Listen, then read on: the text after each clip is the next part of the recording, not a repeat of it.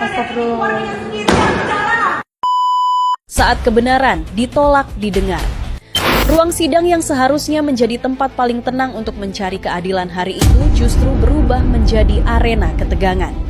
Di tengah proses hukum yang sudah berjalan berbulan-bulan, Nikita Mirzani, terdakwa dalam kasus dugaan pemerasan dan tindak pidana pencucian uang, memilih untuk tidak lagi diam. Bukan untuk membuat gaduh, tapi untuk satu hal yang mestinya menjadi hak setiap terdakwa, meminta bukti didengarkan oleh majelis hakim secara terbuka. Saya minta rekaman itu dibuka.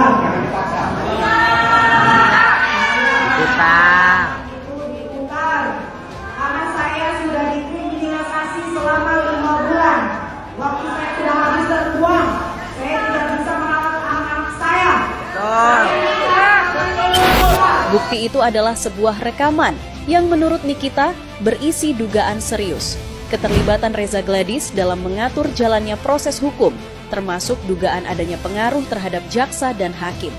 Bahkan muncul dugaan lebih jauh bahwa ada keterlibatan seorang jenderal polisi berpangkat bintang 1 dalam upaya tersebut. Saya dijerat pakai undang-undang TPPU supaya saya bisa ditahan. Jangan bikin kalian saya bodoh. Ini yang 5 bulan. Jelas-jelas produk yang melanggar TPPU bahkan tidak terdaftar. Merugikan masyarakat, dia yang merugikan masyarakat. Saya tidak pernah merugikan masyarakat. Masyarakat kan yang saya rugi. Iya. Nggak ada. Nggak ada Niki. Kami pahlawan. Nggak ada Niki. Benar, bintang-bintang 1 kok baju coklat sudah saya kondisikan, sudah diatur. Ini ada di rekamannya. Ini baru sebagian. Ya Allah. Ya Allah segitunya. JPU sudah dikondisikan, hakim sudah dikondisikan. Astagfirullah. Keluarganya sendiri yang bicara. Kami dizolimin ya Allah. Astagfirullahaladzim. Gimana hukum Indonesia seperti ini? Permintaan Nikita jelas. Ia menolak keluar dari ruang sidang sebelum rekaman itu diputar. Tapi bukannya dijawab dengan kesediaan untuk menguji kebenaran, majelis hakim dan jaksa penuntut umum justru memilih meninggalkan ruang sidang. Diam, lalu pergi, seolah-olah rekaman itu terlalu berbahaya untuk diperdengarkan, atau justru terlalu benar untuk dihadapi. Saat petugas rutan berusaha membawanya kembali ke Pondok Bambu, Nikita menolak. Ia juga menolak mengenakan kembali rompi tahanan. Tapi penolakan itu bukan semata-mata aksi simbolik. Ia sedang mengirim pesan bahwa ia merasa diperlakukan tidak adil, dikriminalisasi selama 5 bulan, dan kini dipaksa diam saat memiliki bukti yang justru bisa membela dirinya. Dan yang menjadi pertanyaan penting, di mana batas antara menegakkan proses hukum dan memperlakukan terdakwa secara manusiawi? Kode etik kejaksaan sudah sangat jelas. Jaksa dilarang melakukan intimidasi, baik secara verbal maupun nonverbal terhadap siapapun di dalam ruang sidang, termasuk terdakwa.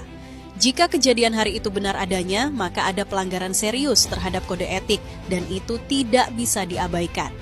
Namun, yang paling mengusik adalah sikap diam terhadap rekaman tersebut. Jika memang isinya tidak relevan atau tak terbukti, bukankah lebih baik diputarkan dan dibuktikan di ruang persidangan?